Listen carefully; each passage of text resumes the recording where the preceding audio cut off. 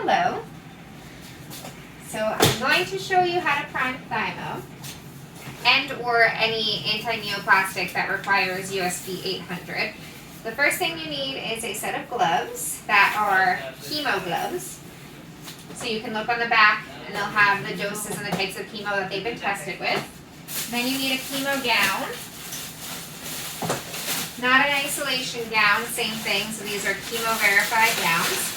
So you want a pair of gloves underneath and then your gown, and then you're going to put a pair of gloves on top. And for demonstration purposes, I'm not going to wear goggles and an N95 because I don't want to waste supplies. However, when you do this, you should also be wearing an N95 and goggles.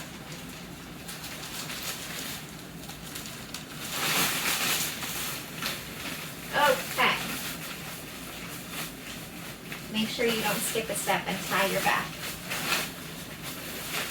The goal here is that if there is a splash, you are 100% covered.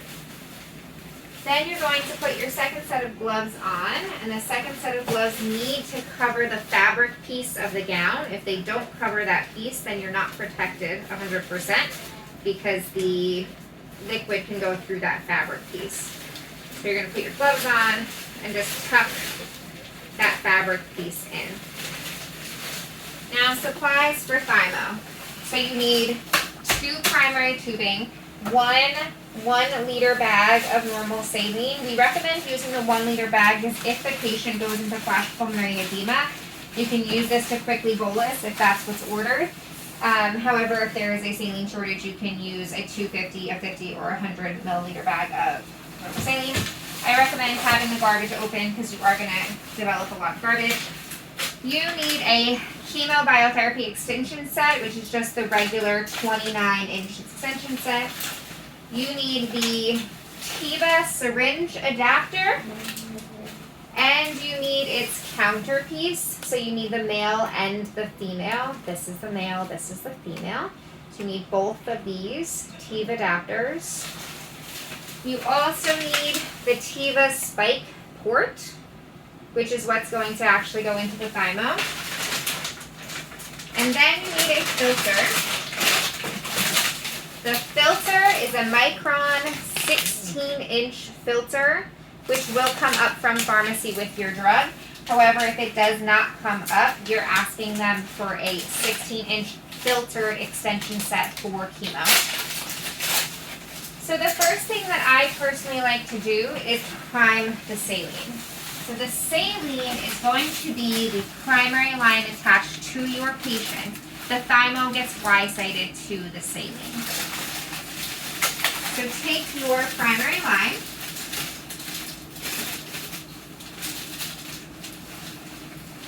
clamp it, keep your blue portion on. For the manufacturer, the blue piece here helps you prevent bubbles because it stabilizes the line. You're going to add your chemo extension set, which has extra ports. So this is the line that oncology uses for all of their patients. It looks like this. So it's a regular extension set, but it has 2 ports. So you're going to attach this extension set to the bottom of your primary line for your normal saline.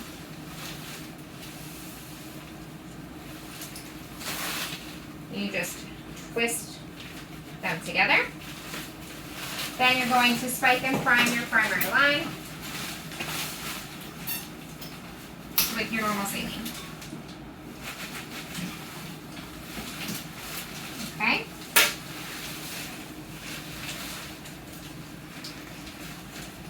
And once this is primed, you're going to hang it there because you don't need it for a second while you prime your thymo.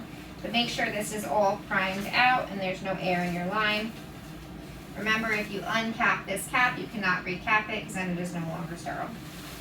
So then you would need to grab a regular blue cap.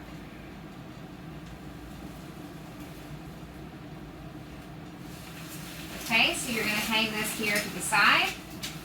Eventually, when we're done priming the thymo is going to be attached to the lowest port on the saline. So your patient will be attached to the actual saline primary line. Your thymo will be attached to the port closest to the IV. Now we're ready to prime our thymo. So first I like to set up the tubing. So you have your primary line, which is going to get attached to the micron filter. Always clamp your line first. So you have your spike on the other end. You attach the filter that comes with the actual thymo. So you see the extension set with the filter. So you attach that. On the end of the filter goes the female piece, which out of the tube adapter, the syringe adapter, is the larger piece. And the way that you know this is the one that you're attaching is it has exactly the same lower lock on the bottom.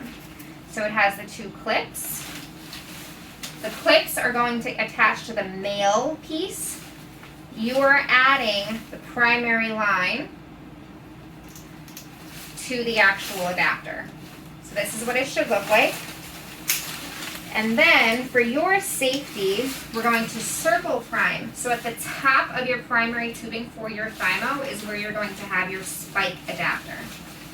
So your spike adapter is what's protecting you from the thymo. Your spike adapter looks like this. So it has a spike, that male piece we were talking about already pre-embedded, a clamp, which you're going to clamp now before you spike, and tubing, which is going to attach to your primary line.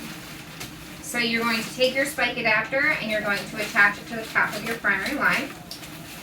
So your tubing for your thymo should be in this order. It'll be your thymo spiked directly into your spike adapter to your primary line. At the bottom of your primary line is your extension set. At the bottom of your extension set is your adapter. So you want to kind of memorize that order. Spike adapter, primary line, extension set with filter, bottom adapter. This is the female adapter. So now what we're going to do before we spike any chemo is we're going to make sure that everything's clamped. So the spike adapter is clamped, the actual primary line is clamped, and you can also clamp this bottom piece of the filter extension set. Now we are ready to spike the thymo. Always spike facing down, and you want to get that little bit of fluid out of this chamber.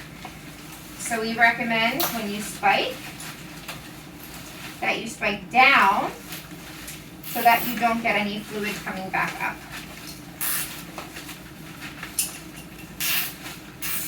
And you spike all the way down as far as you can into the spike adapter. Now, you're hanging the thymo. You are not going to prime this like a normal line. This is called circle priming. So your female adapter, you can take the cap off, is going to fit right into the top of this male adapter. And then what you do is you open up all of your clamps. So you unclip and you unroller clamp your line, and you can pulse the chamber to get all of the fluid to come down, and it will automatically start to pull it into the line for you. If you notice it's slowing down, check for any kinks. So like a kink like this is not going to help you. You're not going to be able to prime your line. So check for any kinks, and if you feel that it's too slow, you can continue to just pulse the chamber. Now you're going to wait for all of the air to get out of your line, and then you're going to get ready to attach it to your saline. So this is where you need your last piece of equipment, which is the male TIVA adapter. This is the lure lock adapter. This piece, you need an alcohol swab.